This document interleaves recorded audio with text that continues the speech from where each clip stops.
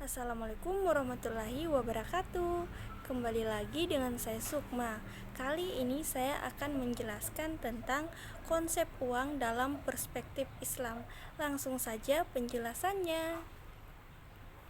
Pengertian dan sejarah uang. Tahapan manusia yang masih sangat sederhana. Mereka menyelenggarakan tukar-menukar kebutuhan dengan cara pertukaran atau barter, mensyaratkan keinginan dan kebutuhan yang sama pada waktu bersamaan dari pihak-pihak yang melakukan pertukaran. Seiring dengan semakin kompleksnya kebutuhan, sehingga menimbulkan kendala utama dalam melakukan pertukaran, yaitu sulit memperoleh barang dalam melakukan pertukaran, yang diinginkan dengan jenis barang dan jasa yang dibutuhkan oleh orang lain, atau kesulitan mencari kesamaan permintaan atau double coincidence of funds. Secara umum, uang dapat diartikan sebagai sesuatu yang dapat diterima secara umum sebagai alat pembayaran dalam suatu wilayah tertentu, atau sebagai alat pembayaran utang atau alat untuk melakukan pembelian barang dan jasa. Dalam perkembangannya, uang telah berevolusi, dan dari perkembangan tersebut, uang dapat dikategorikan dalam 3 jenis, yaitu sebagai berikut. Yang pertama, 1. Uang komoditas atau commodity money. Uang komoditas adalah alat tukar yang memiliki nilai komoditas atas bisa diperjualbelikan apabila barang tersebut digunakan bukan sebagai uang.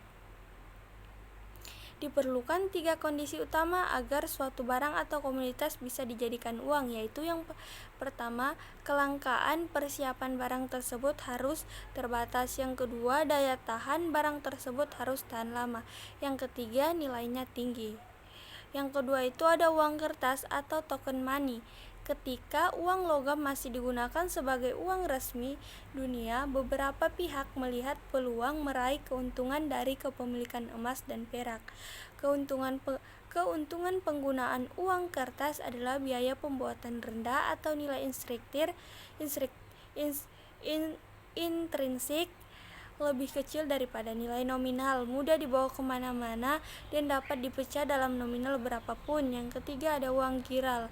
Uang giral adalah uang yang dikeluarkan oleh bank-bank komersial melalui pengeluaran cek dan alat pembayaran giro lainnya. Ada kelebihan uang giral. Yang pertama, jika hilang mudah dilacak kembali, sehingga tidak dapat diuangkan oleh yang tidak berhak. Yang kedua, dapat dipindah tangankan dengan cepat dan ongkos yang rendah. Yang ketiga, tidak diperlukan uang kembali sebab cek dapat ditulis sesuai dengan nilai transaksi. Kriteria dan fungsi uang. Yang pertama, ada jaminan. Setiap uang yang diterbitkan dijamin oleh pemerintah negara tertentu. Yang kedua, diterima umum, yaitu dapat diterima secara umum baik sebagai alat tukar, penimbunan kekayaan, maupun standar pencicilan utang. Yang ketiga, nilai yang stabil. Yang keempat, mudah disimpan. Yang kelima, mudah dibawa. Yang keenam, tidak mudah rusak. Yang ketujuh, mudah dibagi. Yang kedelapan, penawaran harus elastis. Adapun fungsi dari uang, yang pertama, alat tukar menukar. Yang kedua, satuan hitung. Yang ketiga, penimbun kekayaan. Yang keempat, standar pencicilan utang. Utang dalam ekonomi konvensional. Teori permintaan uang dalam ekonomi konvensional terbagi dalam 3 kelompok. Yang kelompok pertama itu teori permintaan uang sebelum Keynes. Teori permintaan uang sebelum Keynes sering disebut sebagai teori permintaan uang klasik karena berdasarkan asumsi klasik, yaitu perekonomian selalu dalam keadaan seimbang. Terus yang kedua itu teori permintaan uang Keynes dalam teori moneter konvensional. Dijabarkan oleh Keynes yang menyatakan bahwa pilihan seseorang dipengaruhi oleh 3 motif. Yang pertama, permintaan uang untuk transaksi. Yang kedua, permintaan uang untuk berjaga-jaga. Yang ketiga, permintaan uang untuk spekulasi. Yang ketiga itu menurut permintaan uang setelah Keynes.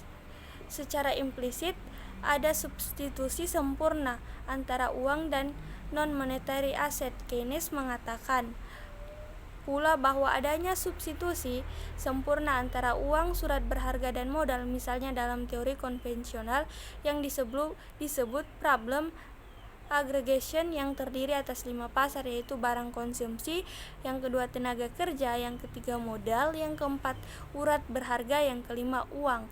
Semua ini akan berhadapan dengan yang namanya, yang pertama ada tungkat harga atau price, tingkat gaji dan upah atau wage, tingkat suku bunga atau interest. Sekian yang dapat saya sampaikan mengenai materi ini. Lebih dan kurangnya saya mohon maaf. Wassalamualaikum warahmatullahi wabarakatuh.